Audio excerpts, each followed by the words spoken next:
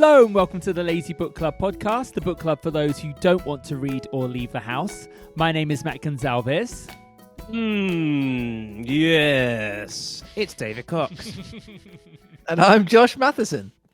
Are you getting your PI noises I ready? obviously that would be kind of for our ones that have paid for the honour of getting to see us on video, which Matt will tell you about in a second.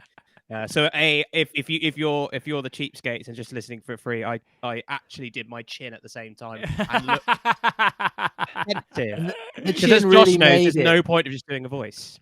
Definitely I'm not. expecting by the last chapter of this book for you to be monocled, suit, Yeah, tie, get it. I see moustache, what I can do. wax. Crispy stash. See what I can do on the cheap. Maybe I Twist could, little if I got, moustache. I can make a monocle out of a broken pair of glasses. Yeah. Well, a moustache I can just shave the beard off. Slick So, down that hair a bit, yeah. Yeah, exactly.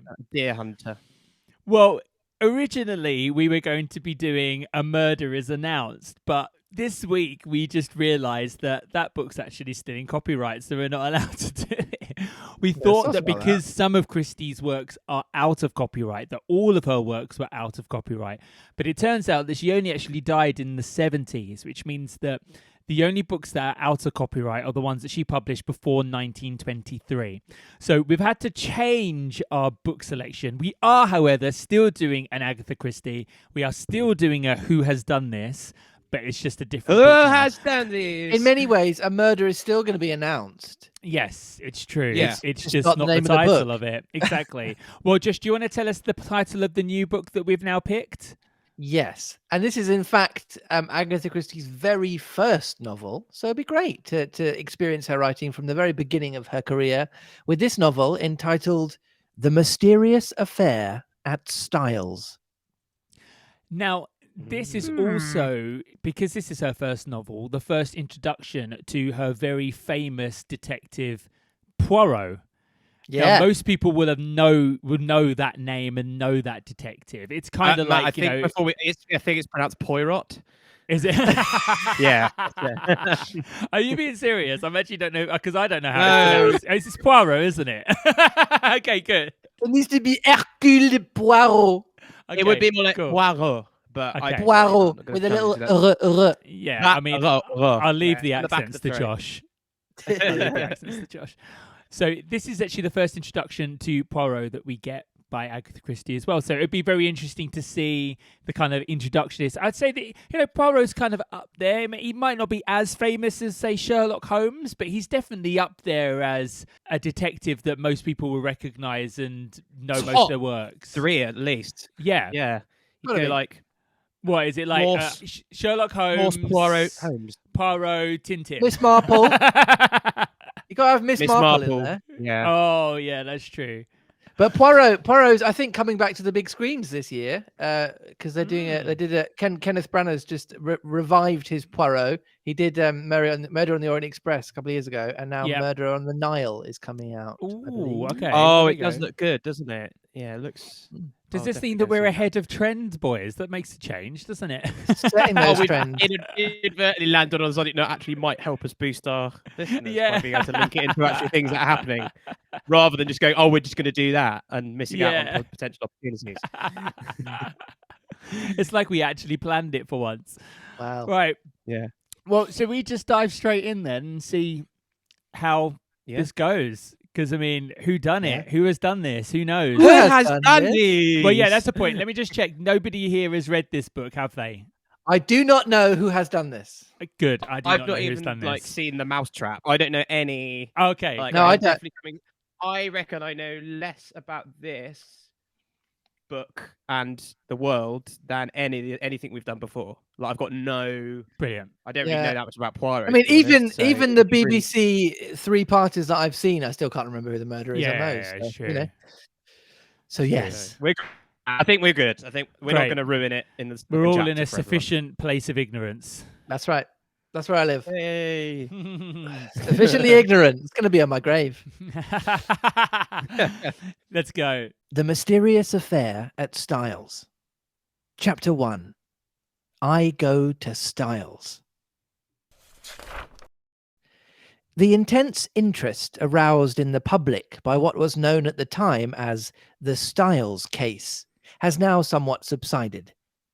Nevertheless, in view of the worldwide notoriety which attended it, I have been asked, both by my friend Poirot and the family themselves, to write an account of the whole story.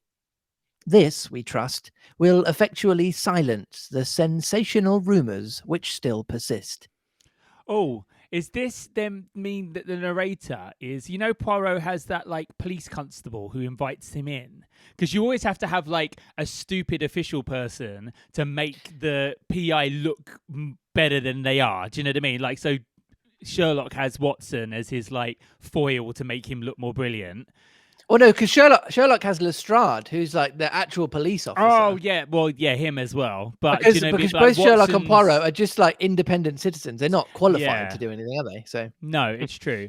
But do you know what I mean? But like they always have somebody who follows this person around or is with this person so that they look more brilliant and more kind of ahead of the curve than everybody else. By the way it's written, it almost looks like it's written like as if the writer is a journalist. Oh, okay. Because I just remember from the TV show, there's like a constable. Yeah, it makes it more personal because it's like, oh, well, you can definitely trust my account because I was there, but I'm not really going to tell you much about myself because we might not even learn about this. I don't know. It'd be interesting if we do get to like know the narrators or have like opinions. Yeah. Or are they going to be really matter of fact? Or they go, oh, I didn't like this, or. It makes it seem more historical as well when you have that first person kind of past account of like, oh, this is what happened to me. It makes it sound like, oh, this is true rather than. I do enjoy a first person narrative. Yeah. Yeah, it's nice. I will therefore briefly set down the circumstances which led to my being connected with the affair. I had been invalided home from the front, and after spending some months in a rather depressing convalescent home, was given a month's sick leave.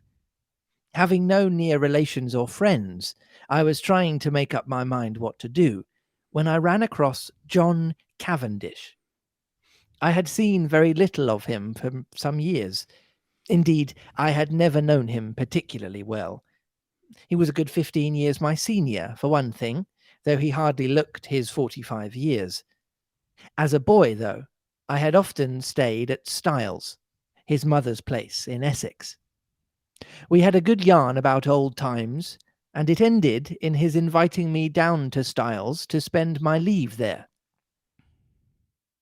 So this guy's basically been injured on the front line of the war, and they've given him a month off. I mean, I hope he hasn't like been shot in the leg or something, because that does not seem like enough time to recover from something like that. No, in both mental and physical. Exactly. Like a month, really? Was that how harsh it was? Wow. Well, this is before they knew what PTSD and all those things was. Yeah, no, it's true. Very true. Have we got a character voice coming up? We've got a character voice, and I'm just trying to make sure I know who it is. Yes, it is. It's John Cavendish. This is the character whose mum's house we seem to be at. Well, could we make him they're in Essex? Yeah, it's Essex, but I was also going to say, like, he's obviously someone who's like a landowner and quite plummy. So I was like, we either go for like, all right, Gavlar kind of vibes, because it's Essex, or we go for like a Hugh Laurie, Blackadder goes forth kind of, oh, I say, kind of like plummy, tally-ho kind of. Although, to be fair, there are going to be a lot of posh people. So if we've been given the detail of someone being from Essex, then maybe we should run with that. Yeah, so proper like Towie. Well, I'm thinking like, what's his name? James Corden in Gavin and Stacey. Yeah. Sure. Yeah. I mean, we can go with that. Absolutely. Cool. The mater will be delighted to see you again after all those years, he added. Your mother keeps well? I asked. Oh, yeah, I suppose you know that she's married again. I'm afraid I showed my surprise rather plainly. Mrs. Cavendish, who had married John's father when he was a widower with 2 sons, had been a handsome woman of middle age, as I remembered her. She certainly could not be a day less than 70 now. I recalled her as an energetic, autocratic personality, somewhat inclined to charitable and social notoriety, with a fondness for opening bazaars and playing the Lady Bountiful. She was a most generous woman and possessed a considerable fortune of her own. Their country place, Styles Court, had been purchased by Mr. Cavendish early in their married life. He'd been completely under his wife's ascendancy, so much so that, on dying, he left the place to her for her lifetime, as well as the larger part of his income, an arrangement that was distinctly unfair to his 2 sons. Their stepmother, however, had always been most generous to them. Indeed, they were so young at the time of their father's remarriage that they always thought of her as their own mother. Lawrence, the younger, had been a delicate youth. He had qualified as a doctor, but early relinquished the profession of medicine and lived at home while pursuing literary ambitions, though his verses never had any marked success. John practiced for some time as a barrister, but had finally settled down to the more congenial life of a country squire. He had married 2 years ago and had taken his wife to live at Styles, though I entertained a shrewd suspicion that he would have preferred his mother to increase his allowance, which would have enabled him to have a home of his own. Mrs. Cavendish, however, was a lady who liked to make her own plans and expected other people to fall in with them, and in this case she certainly had the whip hand, namely the purse strings. I do enjoy the fact that, like, basically what Agatha Christie is saying here is that this family is just a family of bums ever since the dad left them all money. They were giving up their jobs and just like, oh, just doss around. Yeah. It just shows like a completely different time where like the landed gentry and stuff, and it's like there's so many things that are like, oh well, I worked hard for what I've got and all the rest of it. And it's like, yeah, that's the case in some cases, but there's a lot of people out there who mummy and daddy were rich and they've got trust funds and they can just go, oh, be a doctor now, I'll just be a writer and just sit at home and look at my desk and not actually publish anything. Or, oh, I'm just going to become a country squire, which I looked up and it says a squire is a British term for a country landowner or gentleman. So my job is owning land. Like, that's not a job. Like, you sometimes have to go around and see people. Yeah, I think he mostly just takes long lunches. Yeah. No. So it's like, how do you earn an income? And it's like, you obviously just have money making money somewhere. And so that's why you can just bum around and just walk around hedgerows all day. That's it. He's basically Toad of Toad Hall. I mean, he's obviously setting up. Okay, so we've got immediately what's coming to mind is there's an inheritance up for grabs here, or some kind of, land wealth or family wealth that's involved with this family. So I feel like more than anything, what this is trying to build is a motivation for this murder that's going to happen. That's quite commonplace. Yeah, yes. You're right. I mean, normally money or love, like affairs or things like that, are normally the main motivations. Maybe revenge as well. I think Murder on the Orient Express is a revenge mission. But I have a feeling that if they fall into one of those, is someone killed Sophie Ellis-Bextor's groove. Yeah, absolutely. So it was revenge. Yes, yeah. There wasn't a large inheritance, and I feel like she had a job. So. And yeah, I mean, I don't know how many people died when she burned that goddamn house right down. I mean, we break that song down. It's been I'm ridiculous. going around the dance floor. I've got a Molotov cocktail. Hey, hey, hey. Sophie! Her friend's just burning alive. And she's just like sashaying in the corner, like. Oh yeah. We should have done that. Who has done this? Yeah. Anywho.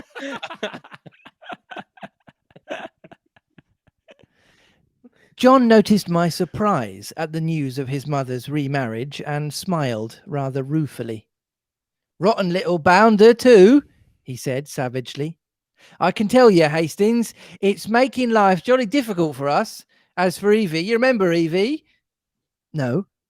Oh, I suppose she was after your time. Yeah, she's a mater's factotum, companion, jack of all trades. A great sport, old Evie. Not precisely young and beautiful, but as game as they make 'em. As game as they make them. As game as they make them. Is that like lad talk for like, oh yeah, she's not like great, but she's up for it? Like, is that basically what you just She's up said? for a game. You were going to say, oh, this fellow, he turned up from nowhere on the pretext of being a second cousin or something of Evie's, though she didn't seem particularly keen to acknowledge the relationship. The fellow is an absolute outsider. Anyone can see that. He's got a great black beard and wears patent leather boots in all weathers. But the mater cottoned on to him at once and took him on as secretary. You know how she's always running 100 societies. I nodded. Well, of course, the war has turned the hundreds into thousands. No doubt the fellow's very useful to her, but you could have knocked us all down with a feather when 3 months ago she suddenly announced that she and Alfred were engaged. The fellow must be at least 20 years younger than she is. It's simply barefaced fortune hunting. But there you are. She is her own mistress and she's married him. So the mum has married a younger man. A younger man called Alfred. Right, okay. Alfred did it. Just call it now, and I won't be moved, even if he doesn't. Even if he's only in the first chapter. No. Yeah. No. I shall not be moved. We also found out that our reader's name is Hastings. Just to keep the reader up to date. There, Hastings is what I got called. Yeah. Brilliant. Just picking up the clues. It's a very important skill. Already. I'm gonna be like that guy in Sunny in Philadelphia with like the red string and just going like, it's a conspiracy. Like by the end of this, we'll get the yarn out and the drawing pin. Any little bit of behaviour, and then and he went to the shop. Guilty. Hey, if he hadn't, he was at the shop at 10. He hadn't got an alibi. No, over analysing everything. Am I crazy, or is there a connection? Yeah, it must be a difficult situation for you all. Difficult? It's damnable. Thus it came about that 3 days later I descended from the train at Styles St. Mary, an absurd little station with no apparent reason for existence, perched up in the midst of green fields and country lanes. John Cavendish was waiting on the platform and piloted me out to the car. Got a drop or two of petrol still, you see, he remarked, mainly owing to the mater's activities. The village of Styles St. Mary was situated about 2 miles from the little station, and Styles Court lay a mile the other side of it. It was a still, warm day in early July. As one looked over the flat Essex country, lying so green and peaceful under the afternoon sun, it seemed almost impossible to believe that, not so very far away, a great war was running its appointed course. I felt I had suddenly strayed into another world.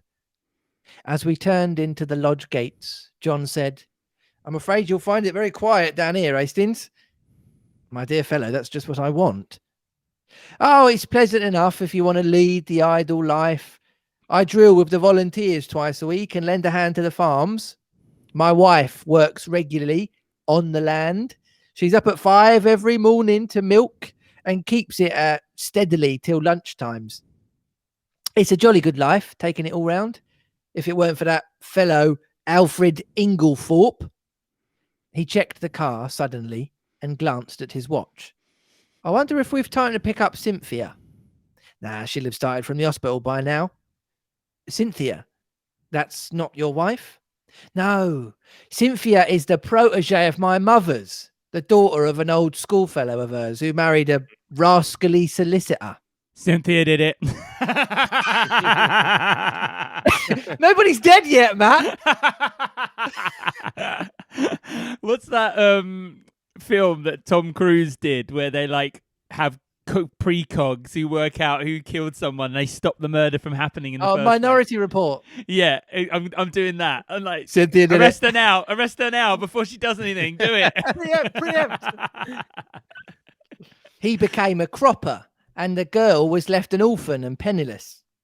My mother came to the rescue and Cynthia has been with us nearly 2 years now. She works in the Red Cross Hospital in Tadminster, 7 miles away. As he spoke the last words, we drew up in front of the fine old house. A lady in a stout tweed skirt, who was bending over a flower bed, straightened herself at our approach. "Hello, Evie. Here's our wounded hero, Mr. Hastings, Miss Howard." Miss Howard shook hands with a hearty, almost painful grip. I had an impression of very blue eyes in a sunburnt face. She was a pleasant-looking woman of about 40, with a deep voice, almost manly in its stentorian tones, and had a large, sensible, square body with feet to match, these last encased in good thick boots. Her conversation, I soon found, was couched in the telegraphic style. And then she speaks, I think. Can you make it as low as you can? Yeah, I was going to say, like, can we make her like Barry White? Just love how you take one little detail and you blow it out of Agatha proportion. Christie has told us how to do it. I'm Yes. sorry, our hands Sounds are like a tied. man. Okay, yeah. Yep. So like as low as I can go in British, yeah? Yeah. Like Hello, mine was the other darling. day. Well, and Londony or No, I mean you could if you wanted to be countryside or Essex. Yeah. But I low. mean, she works outside, so whatever you think. fine. Weeds grow like house afire. Can't keep even with them. She'll press you in. Better be careful. I'm sure I shall be only too delighted to make myself useful, I responded. Don't say it never does. Wish you hadn't later. You're a cynic, Evie, said John, laughing. Where's tea today, inside or out? Out. Too fine a day to be cooped up in the house. Come on then, you've done enough gardening for today. The labourer is worthy of his hire, you know. Come and be refreshed. Well, said Miss Howard, drawing off her gardening gloves, I'm inclined to agree with you. She led the way round the house to where tea was spread under the shade of a large sycamore. A figure rose from one of the basket chairs and came a few steps to meet us. My wife, Hastings, said John. I shall never forget my first sight of Mary Cavendish. Her tall, slender form outlined against the bright light, the vivid sense of slumbering fire that seemed to find expression only in those wonderful, tawny eyes of hers. Remarkable eyes, different from any other woman's that I have ever known.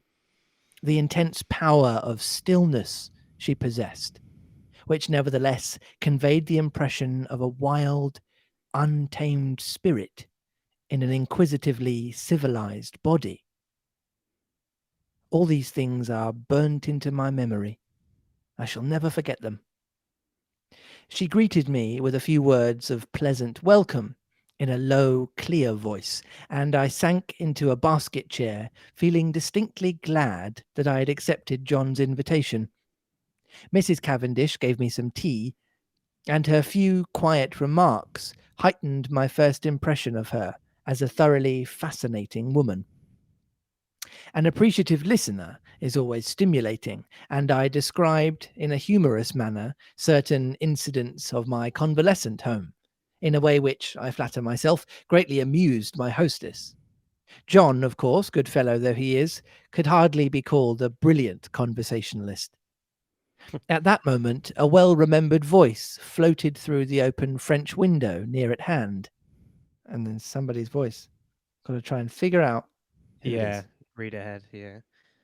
Over there, the murderer said. Like, Hang on a minute. Does this gun work? The murderer said. oh shoot, there's red on me. Yeah. Okay, oh, must be off. I got to practice my stabbing. Off I go killing again. Is that Mick and Morty? Yeah. It's Mrs. Inglethorpe. So this is the John's stepmom who's just remarried Alfred. That's that woman. The owner of the house, the rich woman. Yeah. So Miss Cavendish. Who's Miss Cavendish? Is this John's wife? Yeah. So you've got Mary Cavendish as John's wife. Evie seems to be the gardener. You've got Cynthia, who we haven't met yet. No, and then Gonna pick her up. We've got Alfred, who haven't met yet, and then we've got Alfred's wife, who's the owner of the There's proprietor. a lot of characters in the first chapter. I know. I'm isn't trying to keep up. well, it's I told you get the red thread out. I think it's because she's obviously trying to introduce. You have to introduce everybody because these are the people who are Otherwise, going to be yeah. the suspects. Because it's That's it. like you can't have the murder happen and then introduce everybody because then you're going to be like, well, who's this guy? Yeah. That's it. So what does So- Mrs. Inglethorpe, the owner of the house and the stepmother of John and Lawrence, sound like? Anne Widdecombe. Is that kind of in the Theresa May kind of camp? yeah. A little bit filling places.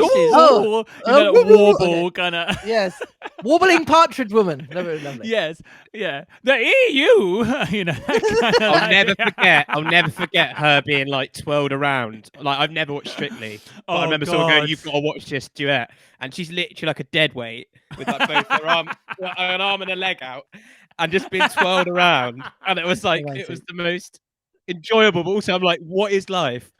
Just a man like swinging a sack of potatoes around a dance floor. Yeah. Didn't she stay in for a remarkably long time as well? She had to because the British love terrible. Like, Yeah. if you're terrible, you get really far in England. If you're terrible and American, you don't get very far because Americans go, "This is just rubbish." But Yeah. British people love rubbish. Yeah. We celebrate rubbish. Then you'll write to the princess after tea, Alfred. I'll write to Lady Tadminster for the second day myself. Or shall we wait until we hear from the princess? In case of a refusal, Lady Tadminster might open it the first day and Mrs. Crosby the second. Then there's the Duchess about the school fete. There was the murmur of a man's voice, and then Mrs. Inglethorpe's rose in reply. Well, yes, certainly. After tea will do quite well. You are so thoughtful, Alfred dear. Oh, Alfred's there. Okay. He did it. That's who he's talking to inside, but apparently Yeah. you can't hear him much. Yeah. Basically, Matt saying everyone. So then at the end, you go, called it. Yeah, exactly. Remember I said that? Yeah. The I can scattergun go back and approach. edit it where like I just keep Matt's all just the going to bits, edit yeah. it together so it Whoa, seems you're like he did it. Yeah. The French window swung open a little wider, and a handsome white-haired lady with a somewhat masterful cast of features stepped out of it onto the lawn. A man followed her, a suggestion of deference in his manner. Mrs. Inglethorpe greeted me with effusion. Why, if it isn't too delightful to see you again, Mr. Hastings, after all these years. Alfred, darling, Mr. Hastings, my husband. I looked with some curiosity at Alfred, darling. He certainly struck a rather alien note. I did not wonder at John objecting to his beard. It was one of the longest and blackest I have ever seen. He wore gold-rimmed pince-nez and had a curious impassivity of feature. It struck me that he might look natural on a stage, but was strangely out of place in real life. His voice was rather deep and unctuous. He placed a wooden hand in mine and said, "A wooden hand?" Sorry, a wooden hand. He's basically a pirate. He's got a wooden hand. Yeah, he's in the wrong story. He's like, Yeah. oops, lady. Captain Hook. This is Captain Hook's origin story. He murders an old lady and then has to run away to Neverland. Yeah. So he's offering his wooden hand and then he speaks. So what does he sound like? Pirate. Captain Easy. Hook. Yeah. Pirate. Captain Cox. Can I just do my can I do my go-to pirate voice, or do you want to revive? No, do the go-to because Jamaican Captain Hook was specific to. It was Peter very. Pan. You had to Yeah. be there. If you It weren't just- there, listeners, go back and listen to Yes. Peter Pan. He placed a wooden hand in mine and said, "This is a pleasure, Mr. Hastings." It's like, why is there a pirate here? And with that, Agatha Christie turned in her grave. Yeah. Then, turning to his wife, "Emily, dearest, I think that cushion is a little damp." She beamed fondly on him. as he substituted another with every demonstration of the tenderest care. Strange infatuation of an otherwise sensible woman. With the presence of Mr. Inglethorpe, a sense of constraint and veiled hostility seemed to settle down upon the company. Miss Howard, in particular, took no pains to conceal her feelings. Mrs. Inglethorpe, however, seemed to notice nothing unusual. I'm trying to work out, how do you take no pains to conceal? Is she just going like this at him? Do you know what I mean? She's just going like, yeah. I just like the fact she sticks her tongue out at everyone like a 6-year-old. Yeah, like what is she doing towards him that like it just makes it really obvious that she hates him? Like She's like really obviously like throwing cream cakes at his face. yeah. Farting in his general direction. Oh dear. Mrs. Inglethorpe, however, seemed to notice nothing unusual. Her volubility, which I remembered of old, had lost nothing in the intervening years, and she poured out a steady flood of conversation, mainly on the subject of the forthcoming bazaar, which she was organising, and which was to take place shortly. Occasionally she referred to her husband over a question of dates or days. His watchful and attentive manner never varied. From the very first, I took a firm and rooted dislike to him, and I flatter myself that my first judgments are usually fairly shrewd. Presently, Mrs. Inglethorpe turned to give some instructions about letters to Evelyn Howard, and her husband addressed me in his painstaking voice. "His soldiering your regular profession, Mr. Hastings?" No. Before the war, I was in Lloyd's. "And will you ever return there after it is over?" Perhaps. Either that or a fresh start altogether. Is that Lloyd's Bank? I guess so. I'm guessing it's Lloyd's. It's like a No, bank Lloyd's teller or London. something.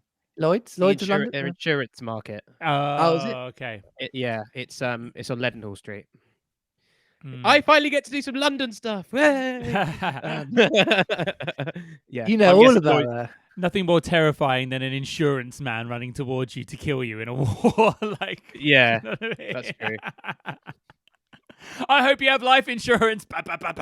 Yeah, life insurance during the war. It'd be quite Do you need expensive, cover? Like, imagine that as I need a life insurance. Great. So just for a quick question, what are you up to? I'm about to participate in the First World War. Right. Okay. Slightly risky. Yeah. So it is at this point that Mary Cavendish is going to speak for the first time. So this is this woman with whom Hastings is rather enamoured. Yeah. Everything has got a sultry tone of being a little sexy. Breathy, kind of like everything's like I'm making love to you with my words. So give us all the sex, Josh. All the sex. Just say that as a soundbite, please. This is when you realise how unsexy I am as a person. Oh, you're wearing a lovely knit jumper. Yeah, exactly. I could take it off if you like. The podcast changes a completely different direction. Yeah. Wait, it is a Lazy Book Club's going to launch an OnlyFans. Yeah. Welcome to the Lazy Naked Book Club. See your favourite book nerds naked. There we go. Mrs. Cavendish leant forward. "What would you really choose as a profession if you could just consult your inclination?" It's a yes from me. Thanks. Well, that depends. "No secret hobby?" she asked. "Tell me, you're drawn to something. Everyone is. Usually something absurd." Oh, I feel like I'm. You're I feel like playing I'm with your wire. I am. I can't. I feel like I'm embracing my inner Nigella. You know, sort of making a dirty little pudding at the middle of the night. Yeah. Why? Yeah. Why is Nigella Lawson not the size of a bus? She has a new every day. I know. "Oh, you'll laugh at me," she smiled. "Perhaps. Well, I've always had a secret hankering to be a detective." "Oh, the real thing?" Scotland Yard or Sherlock Holmes? Oh, Sherlock Holmes, by all means. But really, seriously, I'm awfully drawn to it. I came across a man in Belgium once, a very famous detective, and he quite inflamed me. He was a marvelous little fellow. He used to say that all good detective work was a mere matter of method. My system is based on this, though, of course, I have progressed rather further. He was a funny little man, a great dandy, but wonderfully clever. Like a good detective story myself, remarked Miss Howard. Forgot about her. As she crushed an eclair in her hand. And then smeared it unflinchingly on his face. She just got some loose like bramble and just ate the whole of it. Just eating roots. Yeah. Lots of nonsense written, though. Criminal discovered in last chapter. Everyone dumbfounded. Real crime. You'd know at once. Well, there have been a great number of undiscovered crimes, I argued. Don't mean the police, but the people that are right in it. The family. You couldn't really hoodwink them, they'd know. Well, then, I said, much amused, you think that if you were mixed up in a crime, say a murder, you'd be able to spot the murderer right off? Of course I should. Mightn't be able to prove it to a pack of lawyers, but I'm certain I'd know. I'd feel it in my fingertips if he came near me. This is the pride coming before the fall, isn't it? This is She's what they're not gonna setting know. up. No, she ain't going to have a clue.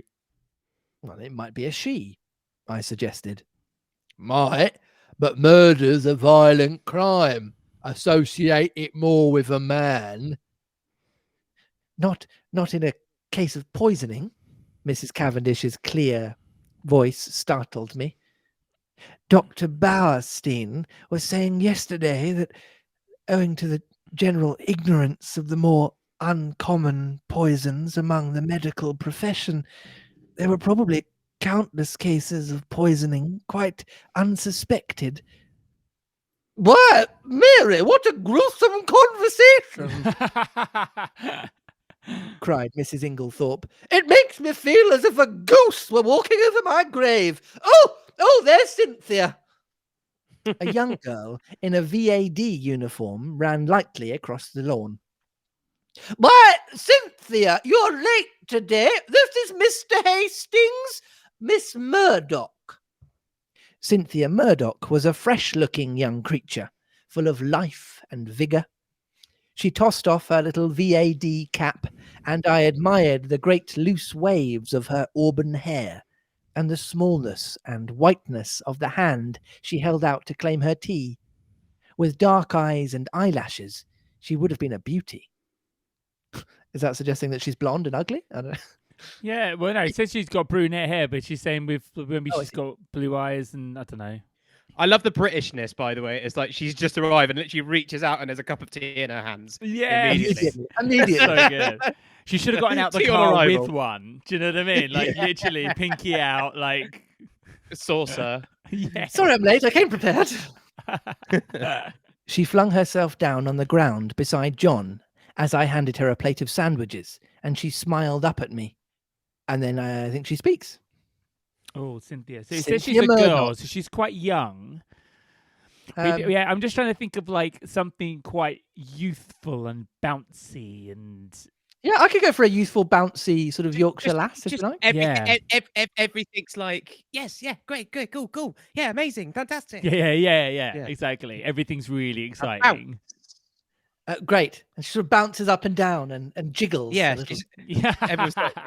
everyone's like, okay, calm down. Like an enthusiastic everywhere. Baywatch cast Right. member. Okay, great. Yes. Sit down here on the grass, do. It's ever so much nicer.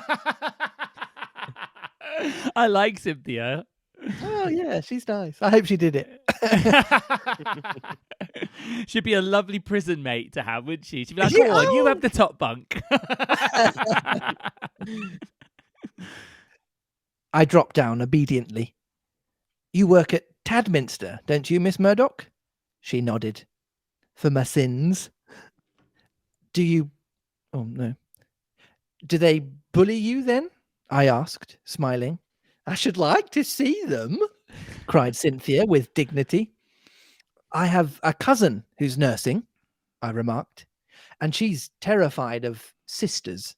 Oh, I don't wonder. Sisters are, Mr. Hastings, they simply are. You have no idea. But I'm not a nurse, thank heaven. I work in the dispensary. How many people do you poison? I asked, smiling. Cynthia smiled too. Oh, hundreds, she said. Cynthia, called Mrs. Inglethorpe, do you think you could write a few notes for me? Certainly, Aunt Emily. She jumped up promptly, and something in her manner reminded me that her position was a dependent one, and that Mrs. Inglethorpe, kind as she might be in the main, did not allow her to forget it. My hostess turned to me. John will show you to your room. Supper is at 7:30. We have given up late dinner for some time now. Lady Tadminster, our member's wife, she was the late Lord Abbotsbury's daughter, does the same.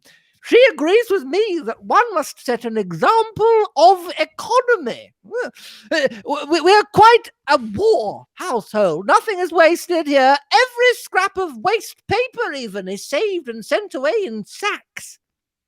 I expressed my appreciation, and John took me into the house and up the broad staircase, which forked right and left halfway to different wings of the building. My room was in the left wing and looked out over the park. John left me, and a few minutes later I saw him from my window, walking slowly across the grass, arm in arm with Cynthia Murdoch.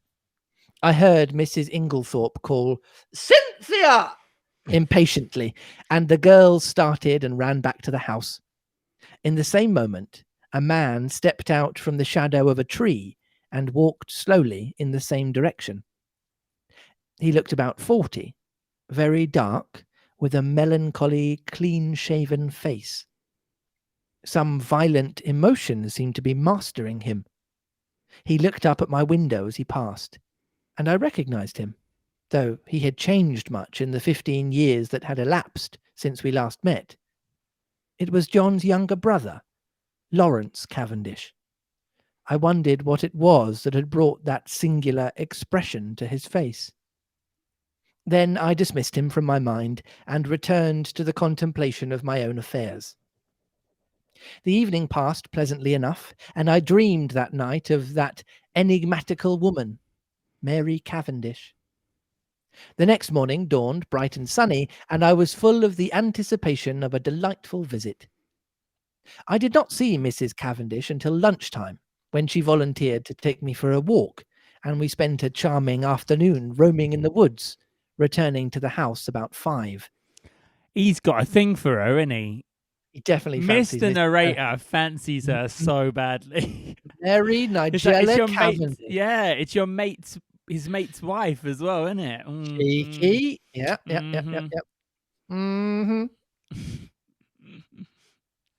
As we entered the large hall, John beckoned us both into the smoking room.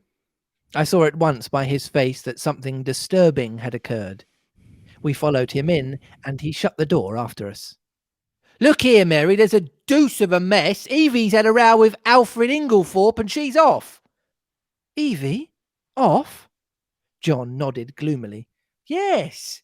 And you see she went to the mater and... Oh, here's Evie herself. Miss Howard entered. Her lips were set grimly together, and she carried a small suitcase. She looked excited and determined, and slightly on the defensive. At any rate, she burst out, I've spoken my mind.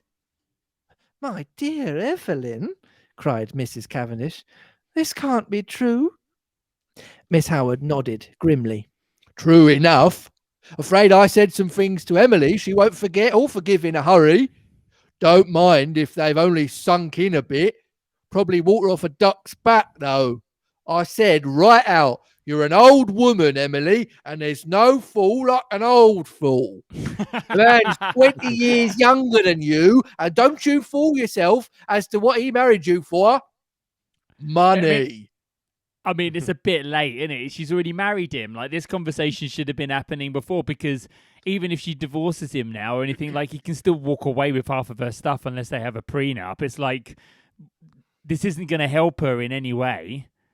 No, So she was gonna say something. She should have said it earlier. yeah, exactly. 20 years. Mm. Well, don't let him have too much of it. Farmer Rakes has got a very pretty young wife. Just ask your Alfred how much time he spends over there. She was very angry, natural. I went on. I'm going to warn you, whether you like it or not, that man would as soon murder you in your bed as look at you. He's a bad lot. You can say what you like to me, but remember what I told you. He's a bad lot. What did she say? Miss Howard made an extremely expressive grimace. Oh, I imagine it would look like this. No, I was thinking of Ricky Gervais as a genie in Extras. Oh yeah, it's like he's constipated. Yeah. Yeah, absolutely. Yeah. Darling Alfred, dearest Alfred, wicked calumnies, wicked lies, wicked woman to accuse her dear husband. The sooner I left her house, the better. So I'm off. But not now. This minute. For a moment, we sat and stared at her. Finally, John Cavendish, finding his persuasions of no avail, went off and looked up the trains. His wife followed him, murmuring something about persuading Mrs. Inglethorpe to think better of it. As she left the room, Miss Howard's face changed. She leant towards me eagerly. Mr. Hastings, you're honest. Can I trust ya? I was a little startled. She laid her hand on my arm and sank her voice to a whisper.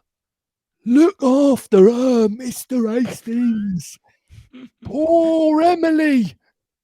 They're a lot of sharks, all of them. Oh, I know what I'm talking about. There isn't one of them that's not hard up and trying to get money out of her. I've protected her as much as I could. Now I'm out of the way. They'll impose upon her. Of course, Miss Howard, I said. I'll do everything I can, but I'm sure you're excited and overwrought. She interrupted me by slowly shaking her forefinger.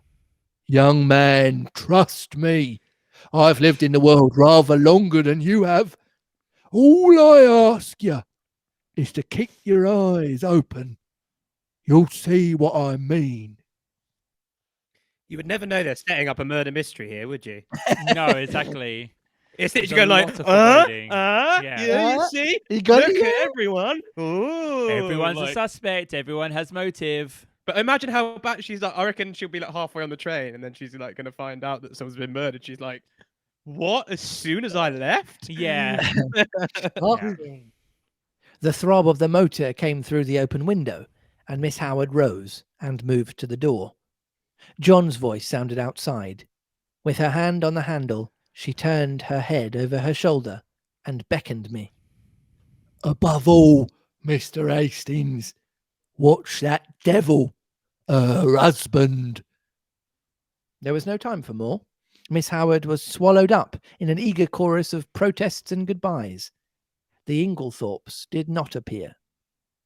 As the motor drove away, Mrs. Cavendish suddenly detached herself from the group and moved across the drive to the lawn to meet a tall, bearded man who had been evidently making for the house. The colour rose in her cheeks, and she held out her hand to him. "Who's that?" I asked sharply, for instinctively I distrusted the man. "That's Dr. Bauerstein," said John shortly. "And who is Dr. Bauerstein?" "He's staying in the village doing a rest cure after a bad nervous breakdown. He's a London specialist, very clever man. One of the greatest living experts on poisons, I believe." I mean, they may as well be like, this is Jim. He's an expert in chainsaws. This is Robert. He loves machine guns. Do you know what I mean? It's like literally just going down the line. There's actually someone building a really great big LED finger just pointing down at the manor, going, Judith used to be a ninja. Oh. What are all these booby traps in the house? Oh, Mr. Inglethorpe, he makes booby traps as a hobby. Yeah, it's so stupid. And he's a great friend of Mary's, put in Cynthia, the irrepressible. John Cavendish frowned and changed the subject. Come for a stroll, Hastings. This has been the most rotten business. She's always had a rough tongue, but there's no stauncher friend in England than Evelyn Howard.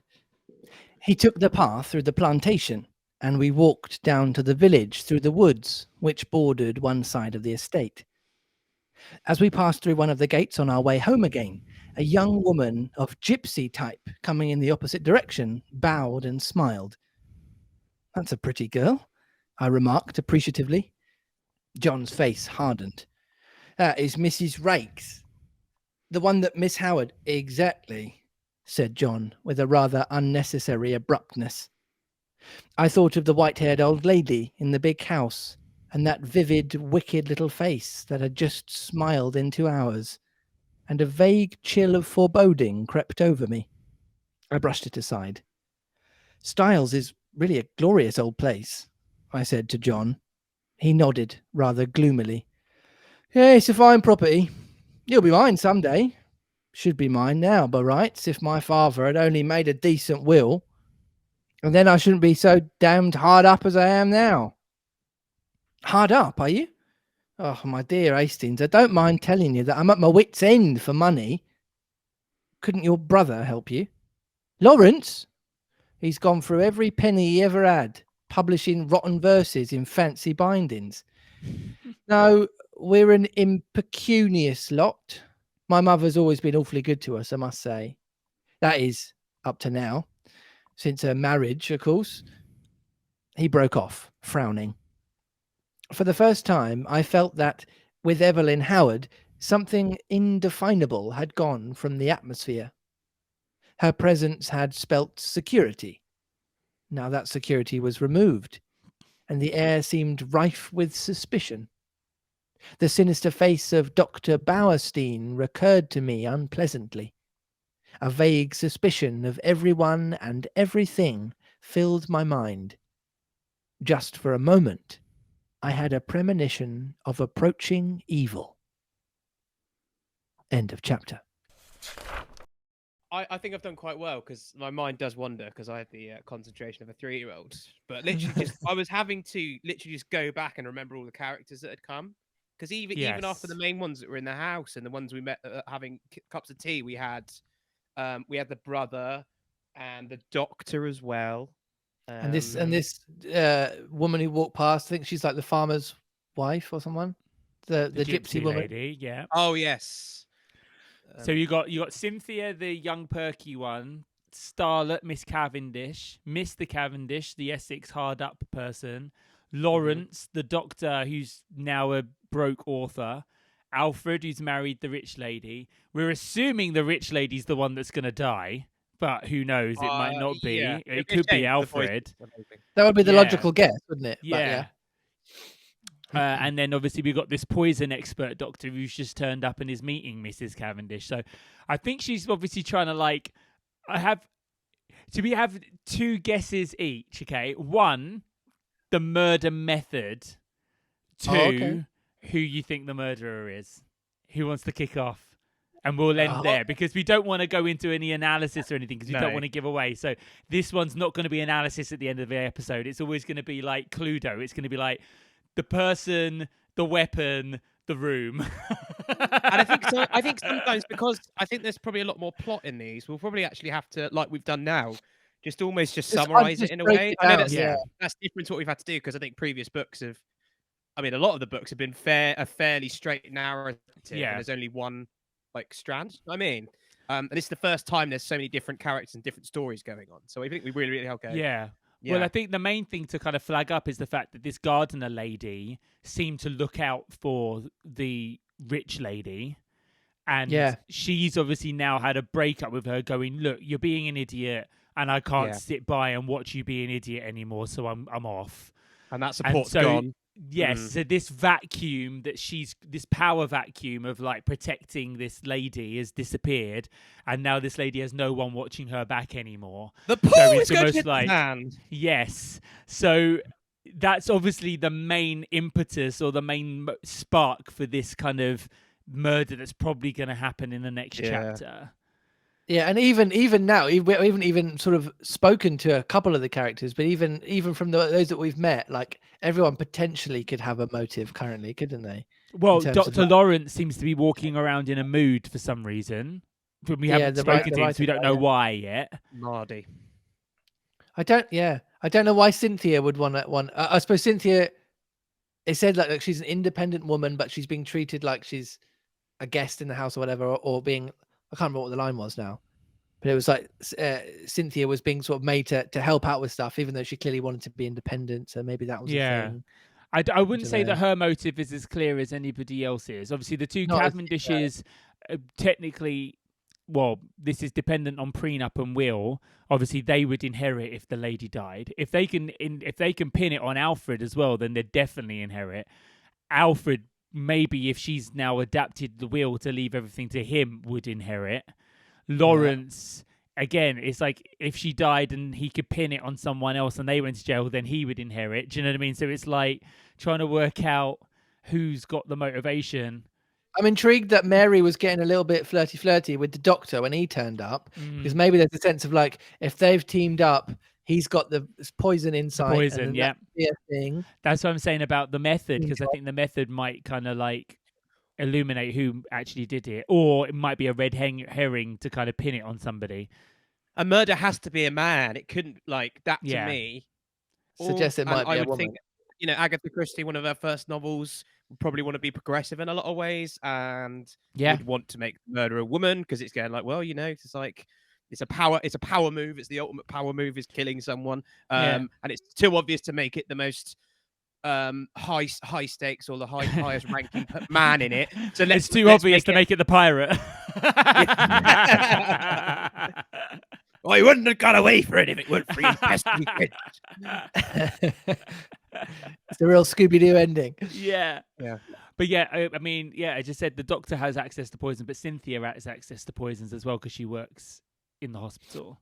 So I'm guessing this is really going to be our only opportunity to kind of guess how the murder happens, because surely it's going to happen soon. You're probably going to find out the method in the next chapter, and then it will just be about guessing who did it. So I have a feeling because of the concentration on poison that it's probably going to be a poison. It's a woman's way of killing. Do you know what I mean? Yeah. It's typically said Not to violent. be the woman's way of killing. They say, yeah. So it definitely makes it a lot more equal in terms of who could have done it, because it could be a man trying to pin it on a woman, or it could be a woman trying to do it, or whatever. And obviously, two women have already been shown to have access to those kinds of. So you're guessing poison, and who? I'm guessing poison in the drawing room, and I reckon I'm going to say Lawrence. Okay.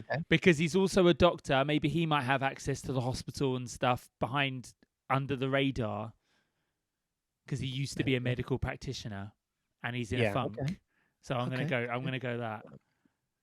David, I'm not allowed to say any of the same, just because. So no, you can. You could. Mrs. Cavendish. More interesting that one. With a pair of garden shears, because we said that.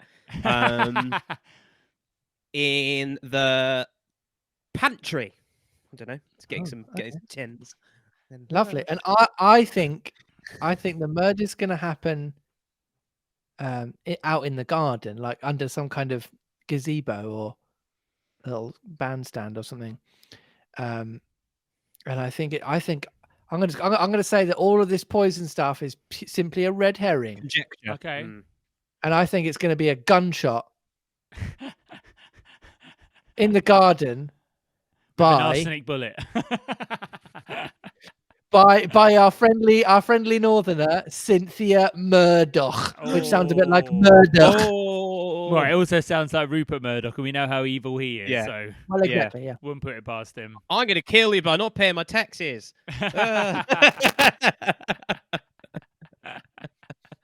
Eagle-eye. Well, if you have any thoughts or opinions or suspicions with this chapter, you can message us on thelazybookclub@gmail.com. You can suggest who you think has done this on Twitter and it's at Lazy Book Club Pod. Yes, good. And by all means, tag us in a picture on Instagram, but no spoilies. No spoilies. At Lazy Book Club Pod. Don't say who's done this. Yeah. I've actually just in the last 2 days signed us up for TikTok. We are officially Gen Zers, boys. We are down. None of us know how to use it, but sure. Baseball cap back to front. I'm learning. So if you want to see me crumping, I'm joking. There's no videos of me crumping on there. Does that mean we now have to do like a sea shanty? That's all I know about TikTok. Or a sea shanty, or you have to be like, my hips aching, my tattoo, tap myself, head to the right, and then you have to go like, yeah. Okay, great. There's a lot of lip syncing, I think. Yeah, apparently. there is. Yeah, Like we'll have to find some book-related content that we can jump on. But yeah, at Lazy Book Club Pod on TikTok. If you are not a Patreon subscriber, then it might be worth checking us out there because we do put little clips of the videos. So the full videos are only available to our Patreon subscribers. But if you want to see little clips here and there of the episodes that we've recorded so far, then you can see generally the quality of them and what we offer visually on TikTok. But they're only a minute long. So, yeah. But more importantly, yes, we are on Patreon and you can subscribe there for the very low fee of $3 a month. You get an extra episode a month and you get to watch all of the videos of the call and you get to see Josh in all of his glory when he's doing these amazing accents. I don't know if it's that good to look at, but I'll leave that up to you. I think Mrs. Cavendish was worth the subscription. Was it? Playing with the wire. Yes, definitely. Good. Yeah, the very sultry, seductive looks at the webcam were working. Hey, if I can turn you two lads on, then I think everybody else is in for a treat. World's your oyster. Yeah, I mean, if we get enough Patreon subscribers, who knows? OnlyFans might be around the corner. So, next week, we have chapter 2, where hopefully a murder will occur, and we will at least get to see who was right in terms of the method and the room. And we will see you then. Bye! Bye!